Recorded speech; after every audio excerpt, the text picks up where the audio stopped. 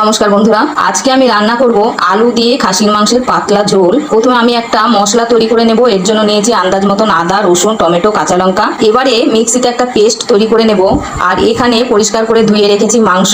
এবারে এর মধ্যে দিয়ে দেব পরিমাণ মতো নুন, হলুদ আর কাঁচা তেল। ভালো করে মেখে 30 মিনিটের জন্য ঢাকা দিয়ে রাখবো। এবারে কড়াইতে দিয়ে দেবো তেল। তেল ভালোভাবে গরম হলে নুন হলুদ দিয়ে আলু লাল করে ভেজে তুলে নেব।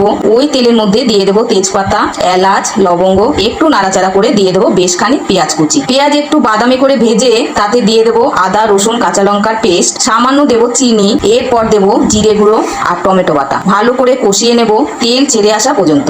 অবশ্যই মাঝারি আঁচে রেখে করতে হবে। এরপর দেবো মাখা মাংস।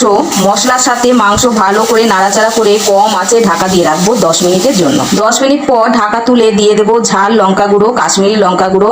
আবারও কম আঁচে ঢাকা দিয়ে রাখবো 5 থেকে 7 মিনিটের জন্য। 7 মিনিট পর ঢাকা তুলে দিয়ে দেবো বাটি ধোয়া জল। এরপর দেবো ভেজে রাখা আলু।